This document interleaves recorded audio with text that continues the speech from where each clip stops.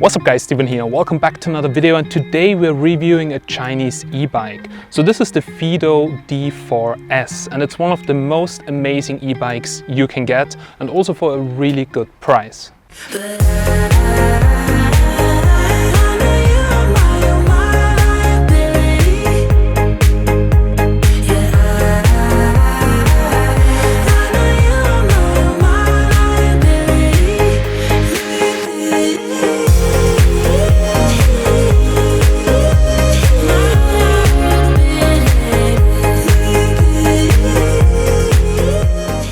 I've got this e-bike from FIIDO for testing, and it shipped from China directly.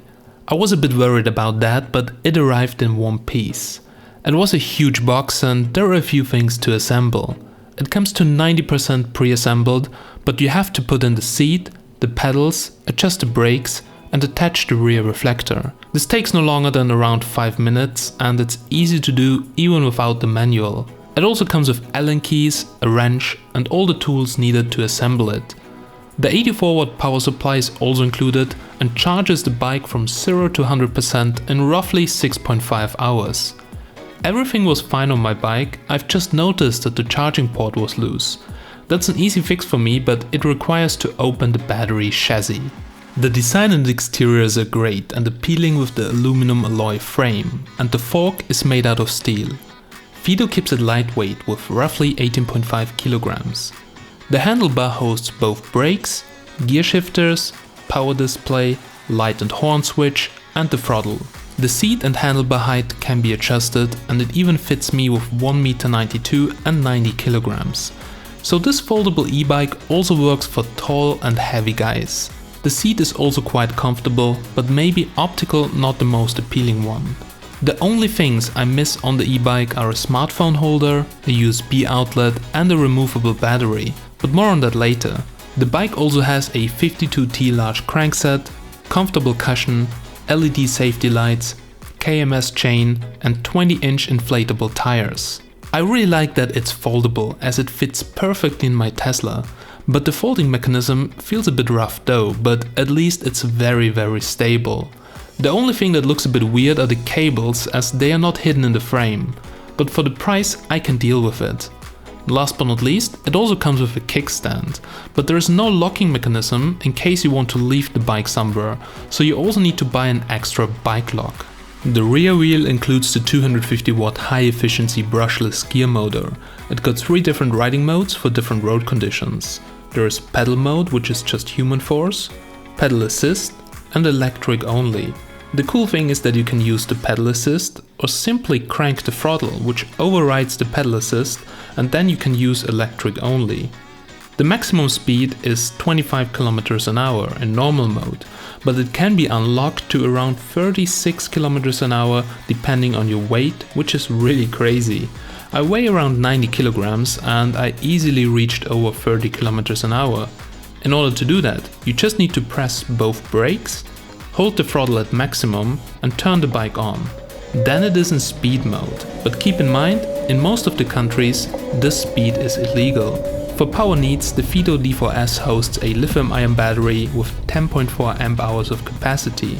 It can provide up to 80 km of range at 25%, but for my weight it was around 60 km.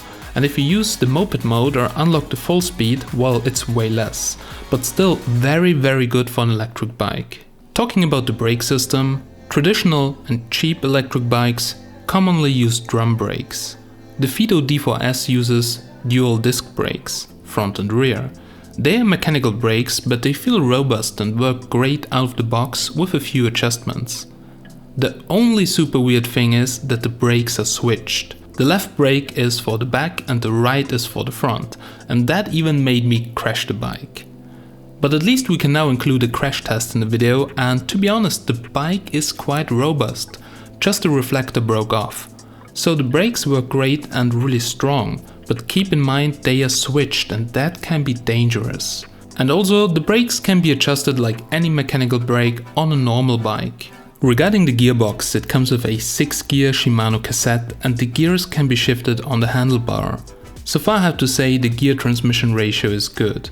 Just the first gear for uphill could be a bit lower. Anyhow, shifting is no problem and the gears look like really high quality.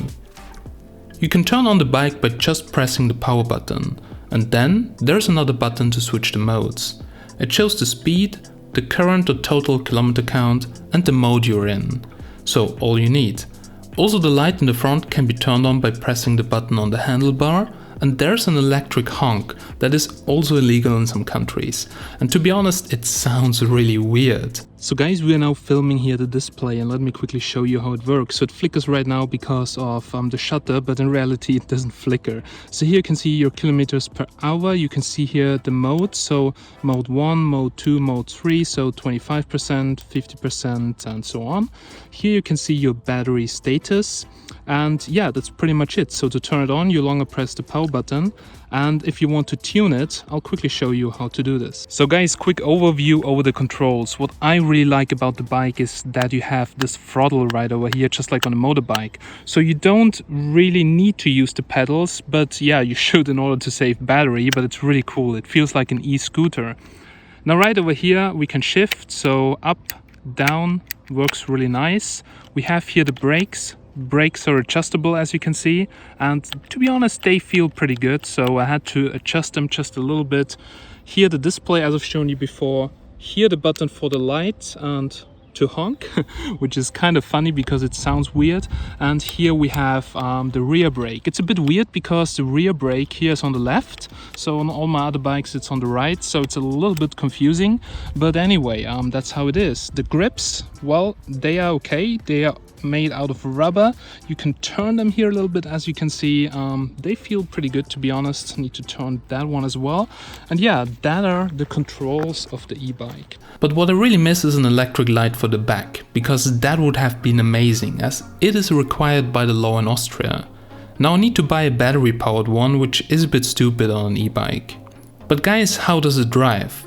I drove quite a few small bikes, but on most of them I didn't feel comfortable, as they wobble a lot and are unstable. But the FIIDO D4S is different.